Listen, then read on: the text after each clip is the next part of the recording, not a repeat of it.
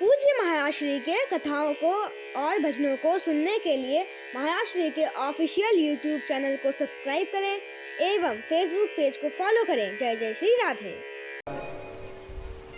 49वें अध्याय में अब श्रीमद् भागवत जी का पूर्वार्ध विश्राम लेता है। 50वें अध्याय से उत्तरार्ध प्रारंभ होता है। यह हमें शिक्षा प्रदान करता है। हमारे जीवन के जब तक 49 वर्ष रहते हैं तब तक हमारे जीवन का पूर्वार्ध है। 50वें वर्ष से जीवन का उत्तरार्ध प्रारंभ हो जाता है।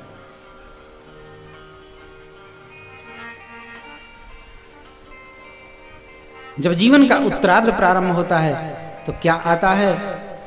यहां भी 50वां अध्याय शुरू हुआ है तो जरासंध और अस्थि प्राप्ति की कथा आई है। हमारे जीवन में भी जब 50वां अध्याय आता है तो हमारे जीवन में भी जरासंध और अस्थि प्राप्ति की कथा आ जाती है। जरासंध का अर्थ होता है जरा अर्थात बुढ़ापा, संध अर्थात संधि। जोड़ जोड़ में बुढ़ापा आने लगता है। किसी के घुटने में दर्द होने लगता है, किसी के हाथों में दर्द होने लगता है, किसी के कंधे में दर्द होने लगता है। ये जोड़ जोड़ में बुढ़ापा अपना घर करने लग जाता है। अस्थि और प्राप्ति सताने लग जाती है। अस्थि का अर्थ इतना है और प्राप्ति अर्थात इतना और हो जाए। बुढ़ापे में ये ज्यादा सताती है। जय जय श्री राधे। आए थे हरिभजन को ओटन लगे कपास। परमात्मा ने हमें यहां भेजा है अपना भजन करने के लिए, अपना जीवन सुधारने के लिए, और यहां आकर हम करने क्या लग गए? ये जरासंध अर्थात 50वां वर्ष जब आता है बुढ़ापा आने लगता है और अस्थि प्राप्ति हमें सताने लगती है। इतनी संपत्ति मैंने खड़ी कर दी, अब इतना संपत्ति और खड़ा कर दूं। अपने बच्चों के लिए तो खड़ी कर दी, अब उनके बच्चे जो होंगे उनको फिर परेशानी नहीं होगी, उनको कोई कठिनाई का सामना नहीं करना पड़ेगा, इसलिए इतनी और संपत्ति खड़ी कर दूं। ये हमारे अंदर घर कर जाती है और हम इसी में अपने मानव जीवन को व्यर्थ में ही गंवा देते हैं। ये मानव का जीवन अनमोल मिला है। 50वें अध्याय में यह जरासंध और अस्थि प्राप्ति की कथा आई है। जरासंध ने 17 बार कन्हैया के ऊपर चढ़ाई की, मथुरा के ऊपर चढ़ाई की, लेकिन 17 बार हार गया। 18वीं बार अब चढ़ाई करे। इसके पहले इसने अपने एक मित्र यवनराज को भेजा है। ये आया और आकर कन्हैया को युद्ध के लिए ललकारने लगा है। गोविंद आए हैं और इसे अपना पीठ दिखाकर भागे हैं। भागते भागते एक गुफा के अंदर चले गए हैं। इस गुफा के अंदर श्री मुचकुंद जी महाराज सो रहे थे। इनके ऊपर कन्हैया ने अपनी चादर डाल दी है। ये यवनराज आया और आकर इसे ही कन्हैया समझकर इसे जगाने लग गया। जब ये उठकर बैठे हैं, अपनी दृष्टि से यवनराज को देखा है। देखते ही यवनराज जलकर भस्म हो गया। देवासुर संग्राम में ये गए थे। देवासुर संग्राम करते करते देवताओं के पक्ष से युद्ध लड़ते लड़ते बहुत दिन बीत गया। असुरों को परास्त किया है। उसके बाद जब ये अपने राज्य में आने के लिए तैयार हुए तो बोले अब तो सब कुछ आपका राज्य।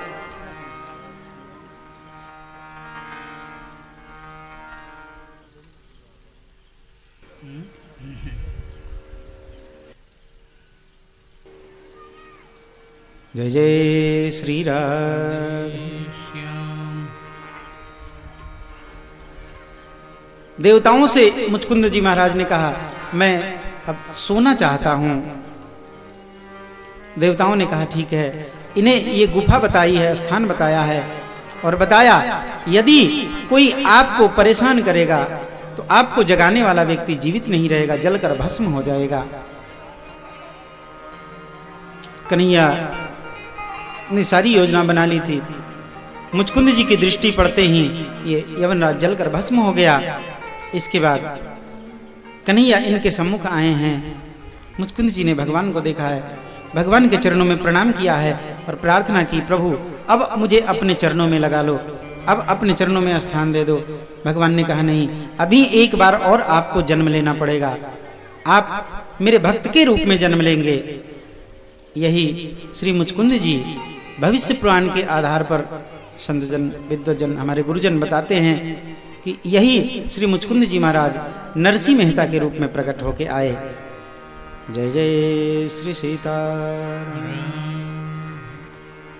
इसके बाद 18वीं बार जरासंध चढ़ाई करे, इससे पूर्व कन्हैया ने समुद्र के बीच में एक द्वारिका नाम की नगरी बसाई है। इस द्वारिका नगरी में पहुंचते पहुंचते दाऊ जी का विवाह, बलराम जी का विवाह रैवत महाराज की पुत्री रेवती के साथ होता है और यहां पहुंचने के बाद कन्हैया का विवाह श्री रुक्मिणी जी के साथ में होता है। श्री परीक्षित जी पूछ बैठे, ये विवाह कैसे हुए, इसके बारे में आप कुछ बताएं। श्री सुखदेव जी कहते हैं, आनर्त देश के महाराज रैवत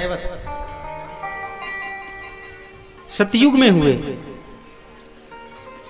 इन्होंने अपनी पुत्री रेवती के लिए राजकुमारों की एक लिस्ट बनाई और उस लिस्ट को लेकर ब्रह्मा जी के पास पहुंचे और ब्रह्मा जी को कहा, आप इसमें से देख के बताइए कि इसमें से कौन से राजकुमार के साथ मैं अपनी पुत्री रेवती का विवाह करूं।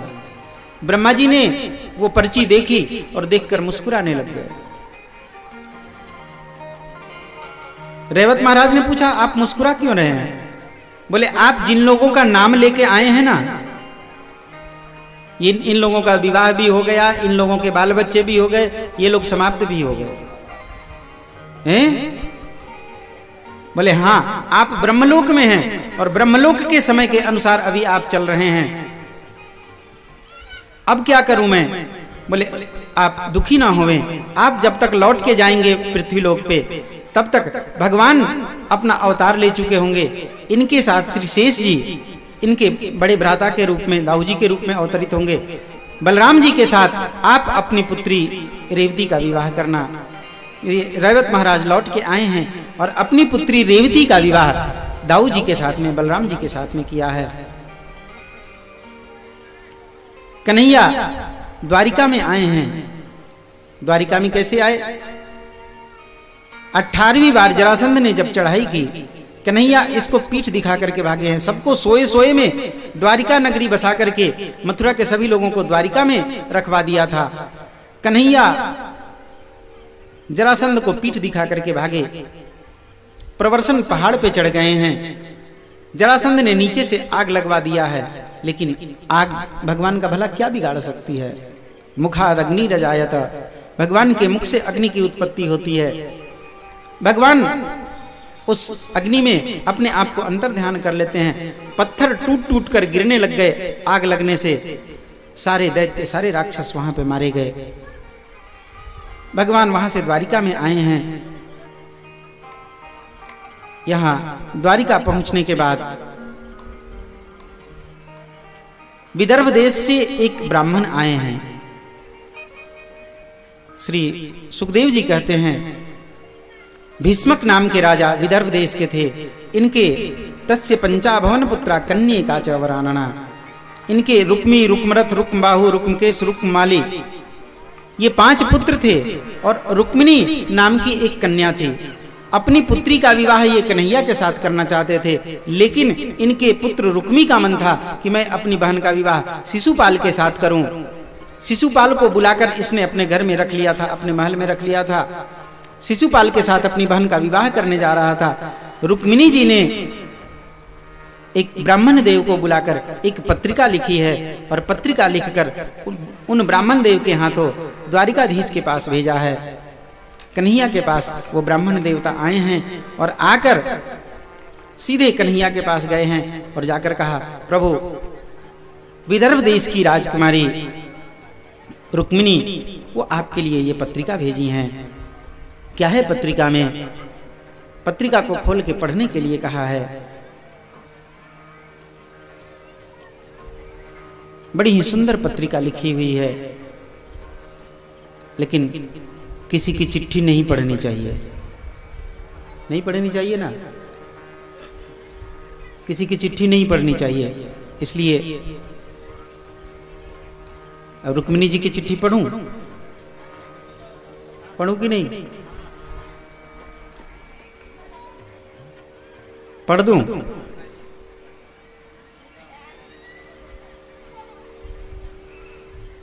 नहीं, छोड़ो, दूसरे की चिट्ठी क्यों पढ़ी जाए? अच्छा लगेगा क्या?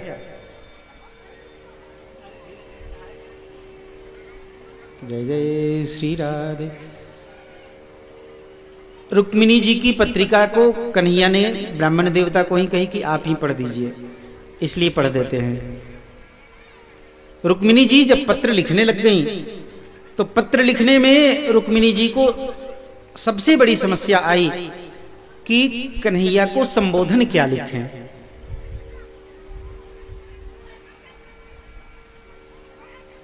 अगर विवाह हो गया होता तो कुछ लिख सकती थी, लेकिन विवाह हुआ नहीं है। अपने होने वाले पति को पत्र लिख रही हैं, क्या लिखे पत्र में? बड़ी सोच विचार करना पड़ा रुक्मिणी जी को। अब रुक्मिणी जी आजकल के विद्यालयों में पढ़ने तो गई नहीं थी, नहीं तो रुक्मिणी जी भी लिख सकती थी, माई डियरेस्ट एंड नियरेस्ट कृष्णा।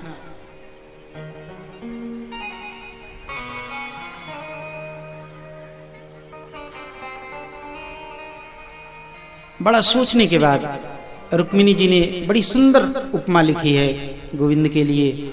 श्रुत्वा गुणान भुवन सुंदर शृण्वतां ते निर्विश्य कर्ण विवर हरतों गतापम। बड़ी सुंदर उपमा दी है। हे भुवन सुंदर, मैंने आपके बारे में श्री नारद जी से सुना और आपके बारे में सुनकर आपसे ही विवाह करने का ऐसा मैंने मन में विचार कर लिया। प्रभु, पिछले अवतार में जिस प्रकार मेरा और आपका मिलन माता पार्वती के पूजन के समय हुआ था, मैं चाहती हूं इस जन्म में भी मैं माता पार्वती का पूजन करने जाऊंगी। वहां से आप मेरा हरण करके अपने राज्य में लेके चले आना। नहीं तो मेरा भाई मेरा विवाह शिशुपाल के साथ करना चाहता है। अगर आप वहां माता पार्वती के मंदिर में नहीं आए तो मैं अपने प्राणों का परित्याग कर दूंगी। ब्राह्मण देवता से ये सारी बातें सुनकर कन्हैया ने कही, चलो अब विलंब नहीं करना चाहिए। कन्हैया सीधे अपने महल से निकले और उन ब्राह्मण देवता को लेकर रथ पर आरूढ़ हुए और चल पड़े। दाऊ जी उधर से आ रहे थे। दाऊ जी ने आते हुए देखा कन्हैया कहीं जा रहा है। सेवकों से पूछा कहां गया? सेवकों ने कहा पता नहीं, कुछ बताया नहीं। बोले नहीं बताया नहीं। कहां गया? कुछ नहीं बताया। नहीं। कोई आया था? बोले हां, विदर्भ देश से एक ब्राह्मण देवता आए थे। दाऊ जी को समझते देर नहीं लगी। विदर्भ देश में रुक्मी अपनी बहन रुक्मिणी का विवाह शिशुपाल के साथ करना चाहता है। शिशुपाल कन्हैया का शत्रु है। लगता है कन्हैया विदर्भ देश गया है तो वहां कोई उत्पात ना हो जाए। सेवकों को सैनिकों को आज्ञा दी है तैयार होने के लिए। सेवक सैनिक तैयार हुए और उनको लेकर के दाऊ जी पीछे पीछे चल पड़े हैं। इधर कन्हैया आए और आकर सीधे माता पार्वती के मंदिर के पास पहुंचे हैं। यहाँ श्री रुक्मिणी जी माता जी की पूजा कर रही थी। नमस्ये त्वाम्बिके वीक्ष्णम स्वसंतान युताम शिवाम भूयात् पतिर्मे भगवान कृष्णस्त्वदनुमोदताम्। माता जी के चरणों में प्रणाम किया है। माता जी के चरणों में प्रणाम करके प्रार्थना करने लगी हैं, जय जय गिरिवर राज किशोरी, जय महेश मुखचंद्र चकोरी। जैसे ही प्रणाम करके माता जी के चरणों में जय जयकार की है, ओम नमः पार्वती पतये हर हर महादेव। जैसे ही हर हर महादेव कह के रुक्मिणी जी ने अपना हाथ ऊपर किया है, रुक्मिणी जी के हाथों को पकड़ा है, भगवान ने पकड़कर खींचकर रथ में बिठा लिया है। रुक्मिणी जी सोचने लग गई ये कौन है, देखा भगवान थे। गोविंद को देखकर रुक्मिणी जी प्रसन्न हुई हैं, रथ में बैठ गई हैं। कन्हैया ने कहा आया तो था चुपके चुपके, लेकिन यहां से चुपके चुपके जाना उचित नहीं है।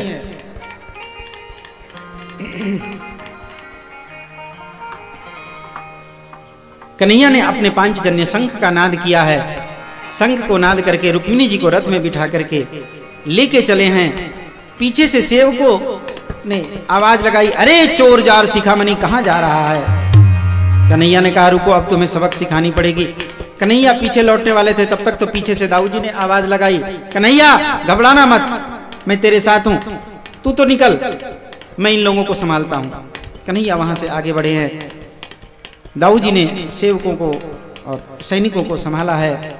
इधर शिशुपाल को जब इस बात का पता लगा है तो रुक्मी से कहा कि तुम या तो अपनी बहन को लाकर मेरे साथ विवाह कर या मेरे साथ युद्ध कर।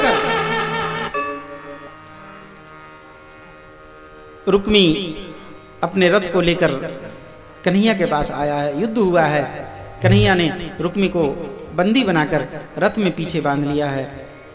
यहां से लौटकर आ रहे हैं। दाऊ जी सैनिकों को शांत करके और उसके बाद जब लौट के आए हैं तो देखा रुक्मी पीछे रथ के पीछे बंधा हुआ था, घसीटता जा रहा था। कन्हैया को कहा चल खोल इसे, साले के साथ मजाक तो किया जाता है लेकिन ये क्या, चल खोल इसे। खोल दिया। रुक्मी को समझाया, क्यों रे, तू अपनी बहन का विवाह ही तो करना चाहता था, क्या कन्हैया से सुंदर वर तेरे को मिला था कोई? इससे सुंदर वर तुझे और कोई मिल सकता है क्या? चल जा यहां से। रुक्मी को हटाया, वहां से लेकर द्वारिका में आए हैं सबको। अब कन्या भी घर में ही आ गई थी, वर भी घर में ही था। विवाह की तैयारियां होने लगी। जय जय श्री राधे।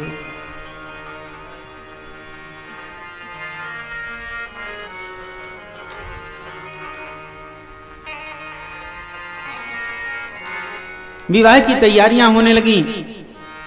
कृष्ण और रुक्मिणी विवाह की घर में ही लाके दुल्हन को, अब दुल्हन जब घर में आ गई थी तो घर में ही विवाह होना था। दाऊ जी ने पूछा, कन्हैया एक बात बता, तैयारी तो इतनी सुंदर से हो रही है, एक बात बता, तेरे बारातियों का स्वागत कौन करेगा?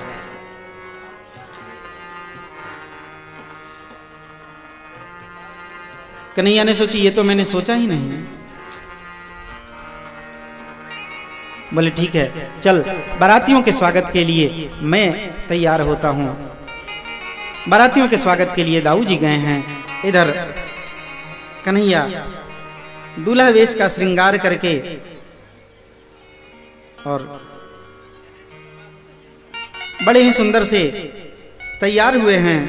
जय जय श्री राधे।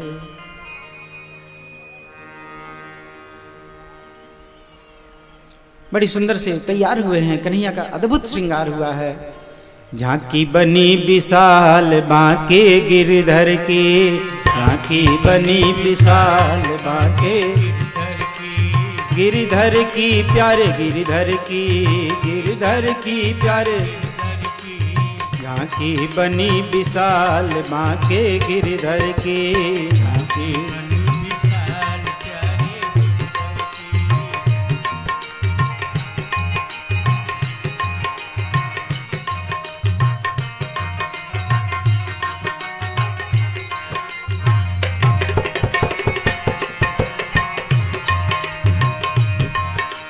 पागो लाल केसरिया पटुका, पागो लाल केसरिया पटुका, जामे रसिकन का मन अटका, जामे रसिकन का मन अटका, रस रसियानंद को लाल बांके गिरधर के, रसियानंद को लाल बांके गिरधर की, झांकी बनी विशाल बांके गिरधर की, झांकी बनी विशाल बांके गिरधर की।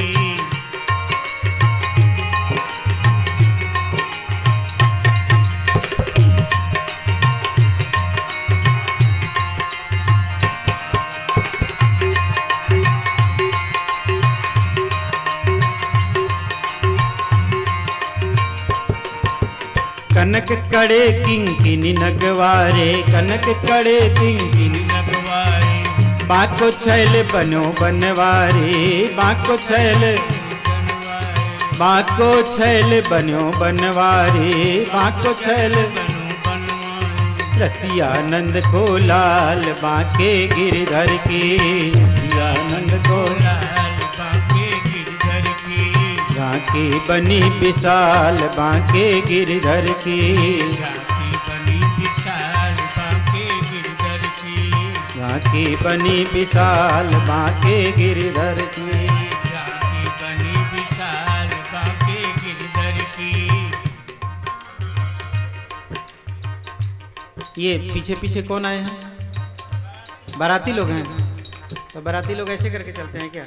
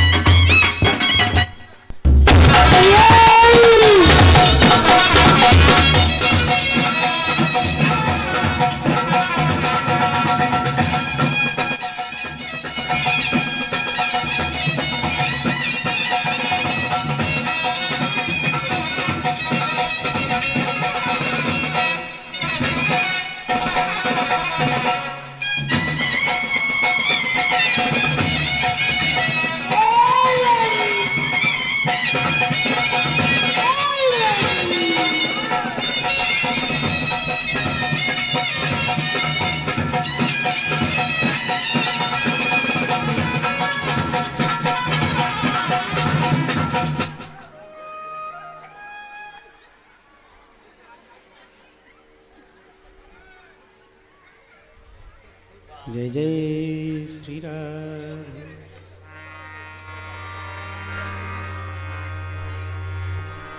बड़ी सुंदर झांकी दूल्हा सरकार की।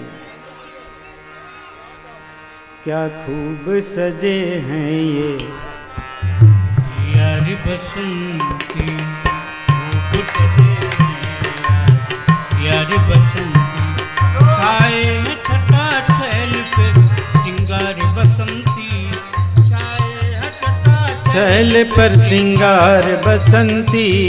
क्या खूब सजे हैं ये यार बसंती, क्या खूब सजे हैं ये आज यार बसंती।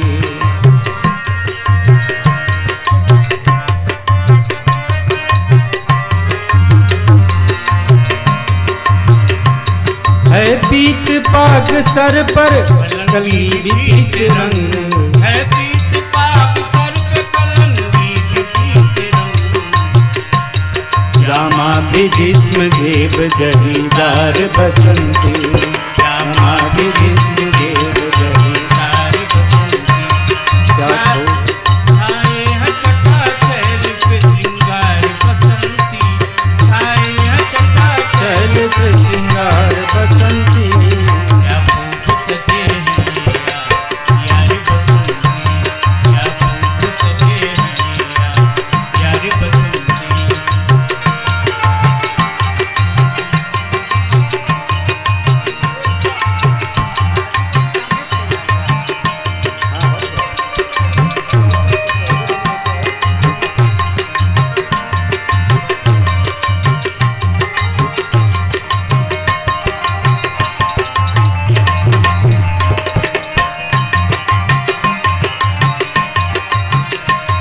पट पीत ही है कटी में पटुका भी पीत है,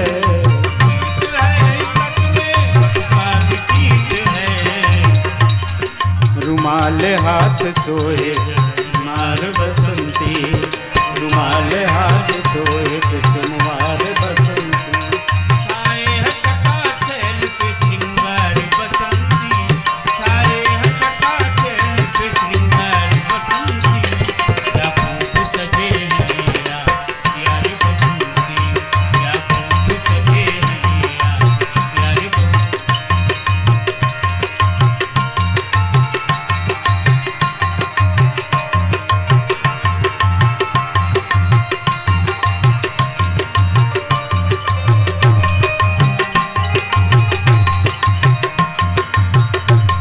राजे बसंती भवन में यही भांति सब बने, राजे बसंती भवन में यही भांति सब बने, छित छत है बसंती दरो दीवार बसंती, छित छत है बसंती दरो दीवार बसंती।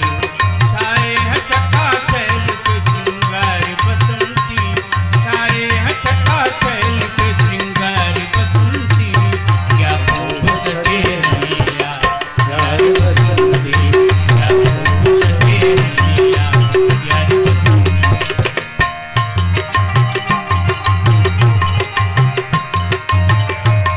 जय हो जय हो।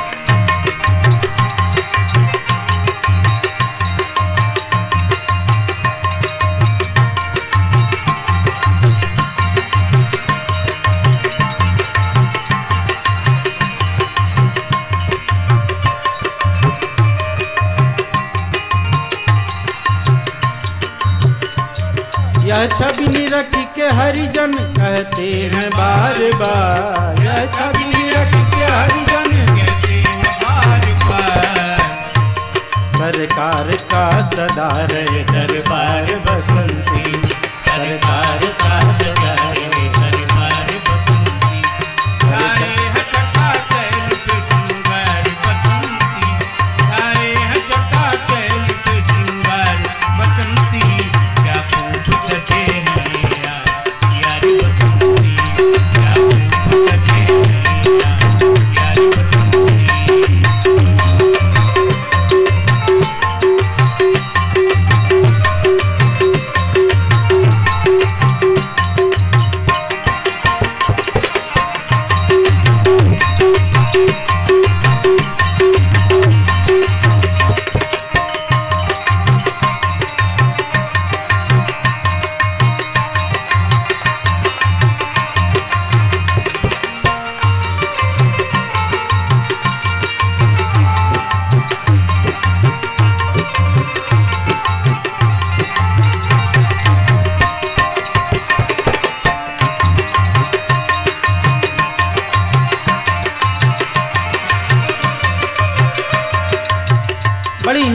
छवि दूल्हा की। तो जैसे दूल्हा ऐसे ही हमारी श्री रुक्मिणी जी, जैसे गोविंद ऐसे ही श्री रुक्मिणी जी दुल्हा के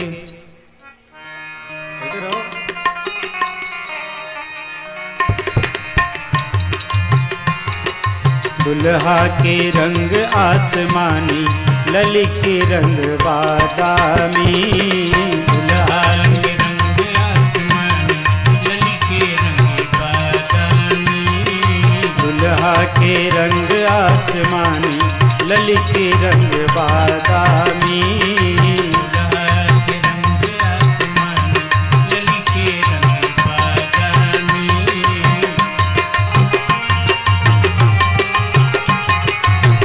खाली खाली जुल्फे और घुंघरारे, खाली खाली जुल्फे और लट घुंघरारे।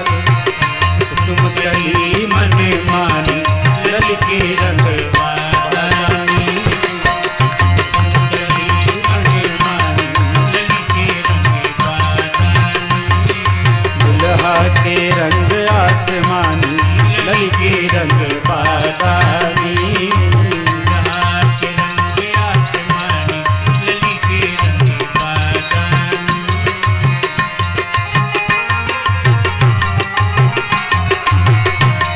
कजरारे अधर अरुणारे, नैन कजरारे अधर अरुणारे।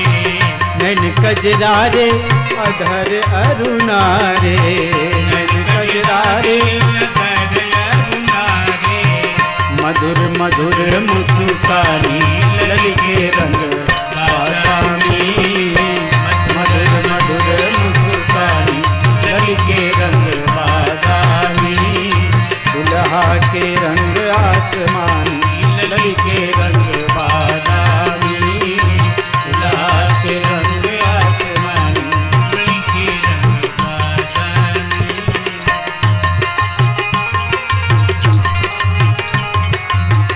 चंद्र बदन मुख अम्बुज लाली, चंद्र बदन मुख अम्बुज लाली। चंद्र बदन मुख अम्बुज लाली। चंद्र बदन मुख अम्बुज लाली। हरि चितवन अमीय रस सानी, लल के रंग बादामी। चितवन अमीय रस सानी, लल के रंग बादामी। दुल्हा के रंग आसमानी, लली के रंग बादामी।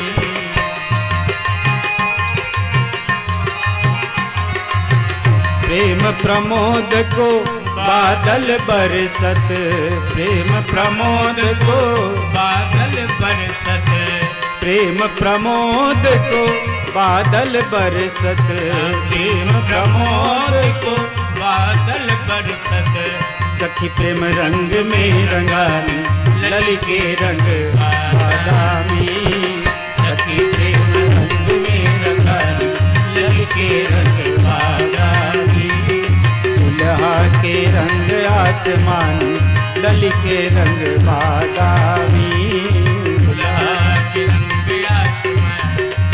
पूज्य महाराष्ट्री के कथाओं को और भजनों को सुनने के लिए महाराष्ट्री के ऑफिशियल यूट्यूब चैनल को सब्सक्राइब करें एवं फेसबुक पेज को फॉलो करें। जय जय श्री राधे।